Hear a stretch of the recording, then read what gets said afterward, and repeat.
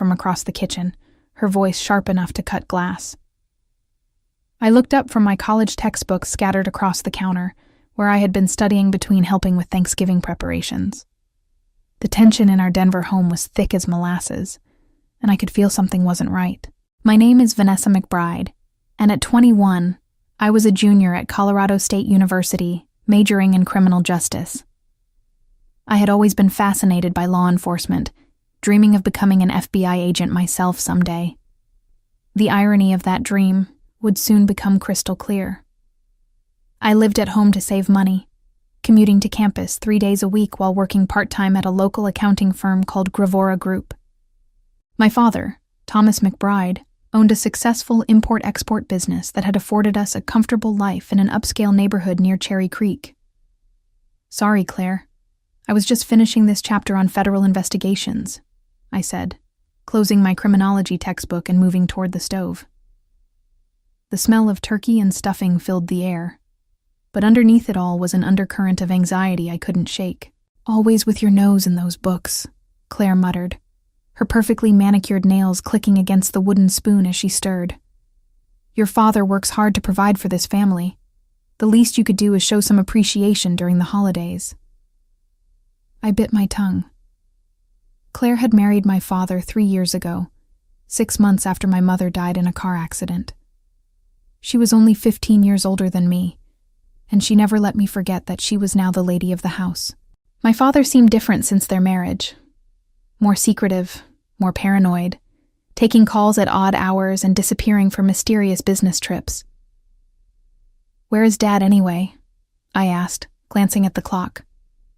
It was nearly 4 p.m. and our guests would arrive soon. He had to take an important call in his office. Something about a delayed shipment from overseas, Claire replied, but her voice wavered slightly. You know how demanding his clients can be. Through the kitchen window, I noticed a dark sedan parked across the street that I didn't recognize. It had been there all morning, and something about it made my skin crawl. Call it intuition, or maybe all those criminal justice classes were making me paranoid, but I had the distinct feeling we were being watched. The car's tinted windows revealed nothing, but I could sense eyes on our house. My phone buzzed on the counter, and I glanced at it quickly before Claire could scold me again. Unknown number. I almost ignored it, but something compelled me to look. The message made my blood run cold. Walk away immediately. Say nothing to anyone at the table, especially your father. Growing up, I had always idolized my father. Thomas McBride was a self-made man who had built his import business from nothing after emigrating from Ireland in his 20s. He taught me about hard work, integrity, and standing up for what was right. At least that's what I believed until recently. Over the past few months, I had started noticing strange inconsistencies in his stories. Business meetings that ran until 3 a.m. Phone calls where he spoke in hushed tones about packages and deliveries. Most concerning was the way he had started asking me detailed questions about my college schedule, my friends, and even my social security number for what he claimed were insurance purposes. Vanessa, honey, could you help me understand something? He had asked just 2 weeks ago while we sat in his home office. For my accountant, I need to know all the places where your name might be listed. You know, bank accounts, credit cards, any business associations. At the time, I thought it was odd but harmless. Now, staring at that cryptic text message, every strange conversation came flooding back. The way he insisted I apply for a business credit card for emergencies. How he had me sign papers that he said were for college loan applications, but never let me read carefully. The way his business partner, Victor Kozlov, always looked at me with an uncomfortable intensity whenever he visited our house. Claire continued bustling around the kitchen, but I noticed her hands were shaking as she arranged the dinner rolls. She kept glancing toward the hallway that led to my father's office, where I could hear his muffled voice behind the closed door. His tone was agitated, urgent. Claire, I said quietly, is everything okay? You seem nervous.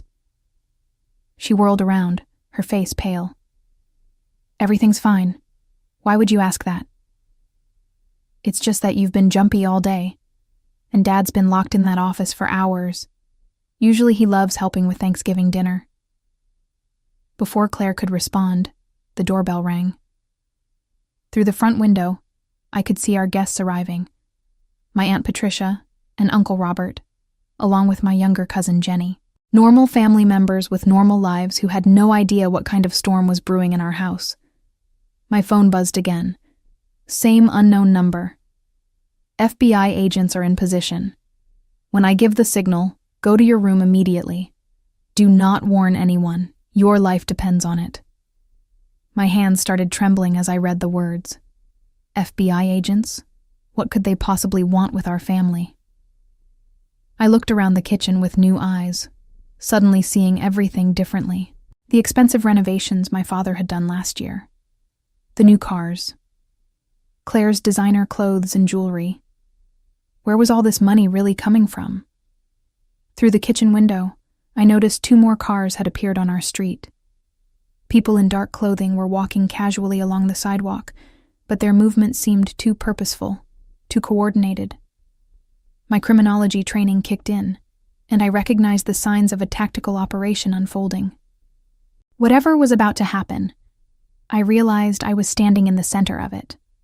The front door opened, and the house filled with the cheerful voices of my relatives. Aunt Patricia swept into the kitchen with her usual warmth, carrying a homemade pumpkin pie and chattering about traffic on the highway. Uncle Robert followed behind her, already loosening his tie and commenting on how delicious everything smelled. My cousin Jenny, who was 17 and perpetually attached to her phone, gave me a quick hug before disappearing into the living room. "Vanessa, dear, you look pale," Aunt Patricia said, studying my face with concern. "Are you feeling all right?" "Just tired from school," I managed to reply, but my voice sounded strange even to my own ears. The text messages had shaken me more than I wanted to admit. I kept glancing toward the window, trying to spot the surveillance vehicles without being obvious about it. My father finally emerged from his office, his face flushed and his hair slightly disheveled. He was putting on his best jovial host performance, but I could see the tension in his shoulders and the way his eyes kept darting toward the windows. "Patricia, Robert, so good to see you," he boomed, embracing my aunt with what seemed like forced enthusiasm. "I was just finishing up some urgent business calls. You know how it is in the import game. The world never sleeps." "Oh, Thomas, surely you can take 1 day off for family," Aunt Patricia chided gently. Of course.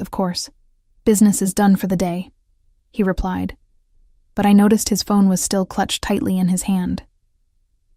As we all gathered around the dining room table, I tried to act normal while my mind raced. The elegant table setting looked the same as every other family gathering, but everything felt surreal. The crystal glasses caught the late afternoon light, the china plates gleamed, and the golden turkey sat proudly in the center of the table. Yet underneath this picture of domestic perfection, I sensed something sinister lurking.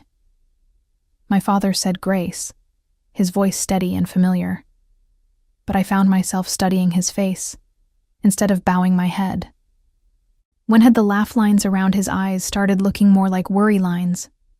When had his smile begun to seem practiced rather than genuine? "Let's start with what we're all thankful for this year," Claire announced, cutting into the turkey with practiced precision. "Thomas, why don't you begin?"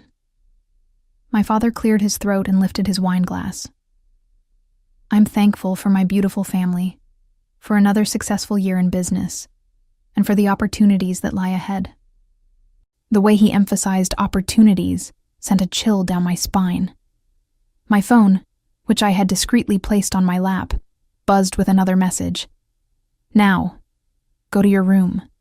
Do not look back. Do not warn anyone." I felt my heart hammering against my ribs as I made a decision that would change everything. I pushed back my chair and stood up, my legs feeling unsteady beneath me. "I'm sorry, everyone. I need to run upstairs for a moment. I think I left something on in my room."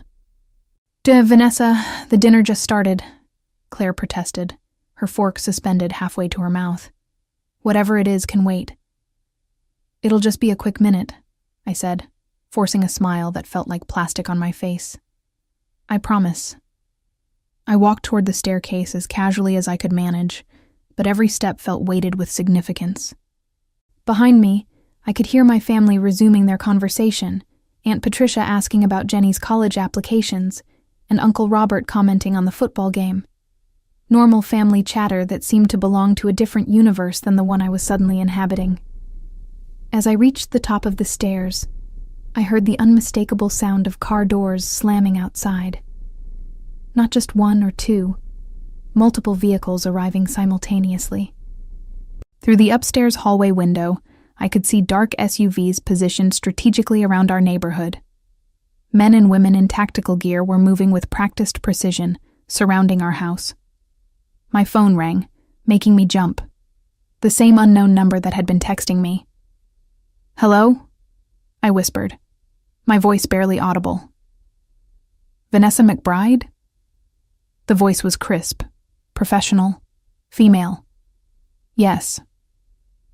"This is Special Agent Rebecca Torres with the Federal Bureau of Investigation. I need you to listen carefully and follow my instructions exactly. Your life may depend on it." The words hit me like a physical blow. FBI. This was really happening. "I don't understand. What's going on?" "Your father's business is not what you think it is. We have evidence that he's been using your identity to facilitate illegal arms trafficking. You're not just an innocent bystander. You're being set up as a fall guy for federal crimes." The hallway seemed to spin around me. Arms trafficking? My father? The man who had taught me to ride a bike and helped me with my homework was a criminal? "That's impossible," I breathed into the phone. "He imports textiles and furniture." "Vanessa, listen to me. In about 30 seconds, we're going to execute a federal warrant on your house. Your father is expecting this. We believe he's planning to eliminate any witnesses who could implicate him. That includes you." The words "eliminate witnesses" sent ice through my veins. "You're saying my father wants to kill me?" "We have recorded conversations indicating that he views you as a liability. He's been using your personal information to create shell companies, forge documents, and launder money from weapon sales. If he goes down, he's planning to make it look like you were the mastermind." Downstairs, I could hear the conversation continuing normally. Jenny was laughing at something Uncle Robert had said. Claire was asking if anyone wanted more wine. The domesticity of it all felt obscene given what I was learning. "What do I do?" I whispered. "Stay exactly where you are. Do not go back downstairs under any circumstances. We're coming in through the front door in 10 seconds. Your father may try to call you down. Do not respond." As if on cue, my father's voice boomed up the stairs. "Vanessa, come down here, sweetheart. Your Aunt Patricia wants to tell you about her trip to Europe." My blood turned to ice. The timing was too perfect, too convenient. Agent Torres was right. He was trying to get me back downstairs before the FBI arrived. "Vanessa," my father called again, his voice sharper this time. "Come down here right now." Through my bedroom window, I could see tactical officers taking positions around our house, snipers on neighboring rooftops, armored vehicles blocking both ends of our street. This wasn't just an arrest. This was a major federal operation. "They're here," Agent Torres said through my phone. "Whatever happens next, do not move from where you are." The front door exploded inward with a tremendous crash. Shouts erupted from downstairs. "FBI, federal agents, everyone on the ground." I could hear my aunt screaming, chairs scraping against the floor, and my father's voice raised in furious protest. But what chilled me most was Claire's reaction, or rather, her lack of one. Instead of surprised screams, I heard her say in a calm, resigned voice, "Thomas, they know everything." The sounds from downstairs were chaos incarnate. Heavy boots thundered across our hardwood floors. Multiple voices shouted commands. "Hands where we can see them. Do not move. Secure the perimeter." Through my phone, Agent Torres kept me informed. "Your father just tried to reach for something in his jacket. My colleagues have him restrained. Your stepmother is being cooperative. She's been working with us for the past 6 months. Claire's been working with the FBI? The revelation hit me like a sledgehammer. Everything I thought I knew about my family was crumbling in real time. She contacted us after discovering your father's illegal activities. She's been providing information about his operation while trying to protect you. The reason she's been so tense lately is because she knew this day was coming. Downstairs, I could hear my Aunt Patricia crying and demanding to know what was happening. Uncle Robert's voice was raised in confusion and anger. My cousin Jenny was sobbing. These innocent family members had been dragged into a federal takedown because of my father's crimes. Vanessa, I need you to understand something, Agent Torres continued.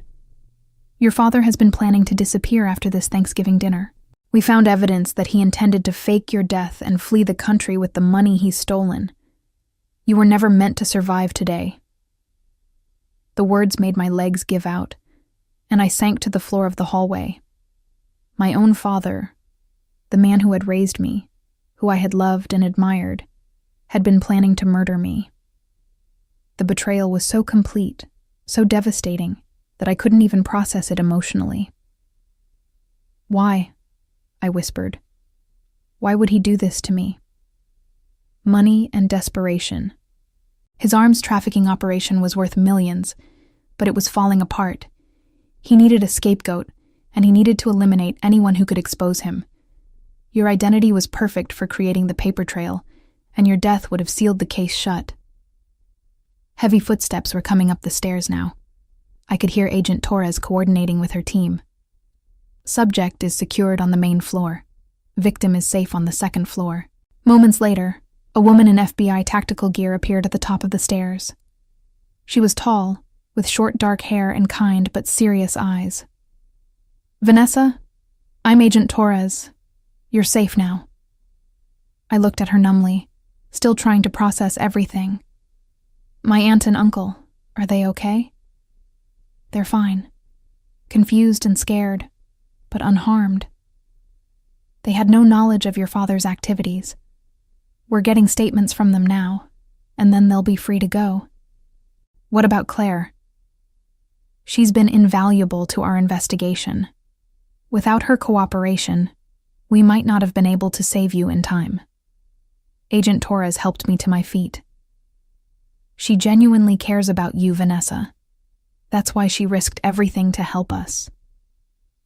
From downstairs, I could hear my father's voice, no longer the warm paternal tone I knew, but cold and calculating. You have nothing concrete. Everything you think you know is circumstantial. Then I heard Claire's voice, stronger than I had ever heard it. Thomas, stop. They have the recordings. They have the financial records. They have everything. You recorded me? My father's voice was filled with rage and disbelief. You treacherous. I protected your daughter, Claire shot back. Something you were never willing to do. Agent Torres looked at me with sympathy. I know this is overwhelming, but I need you to understand. You're not in trouble. You're a victim here. However, we're going to need your help to make sure your father pays for what he's done. Agent Torres led me downstairs, where the scene looked like something from a crime drama. FBI agents were photographing everything, bagging evidence, and coordinating through their radios. My aunt and uncle were seated on the living room couch, looking shell-shocked, but physically unharmed. Jenny was clinging to her mother, tears streaming down her face. My father sat in a chair near the dining room table, his hands zip-tied behind his back. When he saw me coming down the stairs, his expression shifted from anger to something that looked almost like relief. Vanessa, thank God you're safe, he said, his voice taking on that familiar paternal warmth. These agents have made some terrible mistake. I can explain everything. But I could see right through him now. The performance was flawless. The concerned father, the innocent businessman caught up in a misunderstanding. If I hadn't heard Agent Torres's explanation, if I hadn't seen the tactical operation unfold, I might have believed him. Don't, I said quietly. Just don't. His mask slipped for just a moment, and I saw something cold and calculating in his eyes. This was the real Thomas McBride, not my loving father, but a criminal who had been willing to sacrifice his own daughter to save himself. Claire approached me cautiously, her face streaked with tears. "Vanessa, I'm so sorry. I wanted to tell you everything, but the FBI said it was too dangerous. He was monitoring your phone, your email, everything." "How long have you known?" I asked her. "I started suspecting something 6 months ago, when I found documents in his office. Bank accounts I'd never heard of. Shipping manifests for items that didn't match his business records. When I confronted him, he threatened me." She wiped her eyes. "But when I realized he was planning to involve you more directly, I contacted the FBI." Agent Torres joined our conversation. Claire provided us with crucial evidence: financial records, recorded conversations, shipping documents. "Without her courage, your father might have successfully framed you for his crimes." I looked at my father again, studying the man who had shaped my entire worldview. Was any of it real? Our relationship, the values you taught me, the person I thought you were? He met my gaze steadily. "I loved you, Vanessa. I still do. But love doesn't pay for college tuition or keep a roof over your head. I did what I had to do to provide for this family." "You were going to kill me," I said flatly. For the first time, his composure cracked completely. "It wouldn't have been personal. It would have been quick, painless. You would have died believing your father loved you." The casualness with which he discussed my planned murder was more chilling than any rage could have been. This wasn't the man who had raised me. Or maybe it was, and I had never really known him at all. Agent Torres stepped forward. "Thomas McBride, you're under arrest for conspiracy to commit murder, international arms trafficking, money laundering, identity theft, and violation of federal firearms statutes." She began reading him his rights as other agents prepared to transport him. As they led him toward the door, my father turned back to me one last time. "I'm sorry it came to this, Vanessa. I truly am. But you'll understand someday. Family isn't always enough." "You're right," I replied, surprising myself with the steadiness in my voice. "Family isn't always enough. But love should be. And real love doesn't involve murder." The look of genuine surprise on his face was the last thing I saw before the agents took him away. 6 months later, I sat in a federal courthouse in downtown Denver, watching my father's defense attorney make one final, desperate argument to the jury. The evidence against him was overwhelming. Financial records, recorded conversations, testimony from his criminal associates, who had agreed to cooperate in exchange for reduced sentences. But the most damaging evidence of all came from an unexpected source: me. In the weeks following his arrest, I had worked closely with the FBI to uncover the full extent of his criminal operation. They taught me how to access the shell companies he had created using my identity. Together, we traced money laundering operations across 3 countries. I helped them decode his communication patterns and identify other members of his trafficking network. What I discovered was worse than anything I had initially imagined. My father hadn't just been selling weapons. He had been supplying them to terrorist organizations and drug cartels. The blood money that had paid for my college tuition, our house, our comfortable lifestyle, was stained with the lives of countless innocent people. But it was the murder plot that sealed his fate. Claire's recordings revealed the chilling details of how he planned to stage my death. He had researched poisons that would mimic natural causes. He had practiced his grief-stricken father act in front of the mirror. He had even written a fake suicide note in my handwriting, claiming I couldn't live with the guilt of my crimes. "Ladies and gentlemen of the jury," the prosecutor said in her closing statement, "Thomas McBride didn't just betray his country. He betrayed the most sacred trust of all, that between a father and daughter. He was willing to murder his own child to avoid accountability for his crimes." As the jury filed out to deliberate, My father's eyes met mine across the courtroom. I felt nothing. No love, no hatred, no sadness. Just a cold satisfaction that justice was finally being served. The jury deliberated for less than 3 hours. When they returned, the foreman stood and delivered their verdict. Guilty on all counts. My father's face remained impassive, but I saw his hands tremble slightly as the judge announced his sentence. Life in federal prison without the possibility of parole. As the guards led him away in shackles, I felt a profound sense of closure. The man who had raised me was gone, but the monster who had planned to kill me was finally being held accountable. Outside the courthouse, Agent Torres found me on the steps. "How do you feel?" she asked. "Free," I replied, and meant it. For the first time in months, I feel completely free. Claire joined us, her face showing the relief of someone who had carried a terrible burden for too long. "Thank you," she said to me, "for being strong enough to see this through." "Thank you for saving my life," I replied. "I know it couldn't have been easy." She smiled sadly. "You're the closest thing to a daughter I've ever had. I couldn't let him hurt you." Agent Torres handed me a business card. "I meant what I said before. If you're still interested in a career with the FBI, you have my recommendation. What you've accomplished over these past 6 months, the way you've helped us unravel this case, shows exactly the kind of integrity and intelligence we need."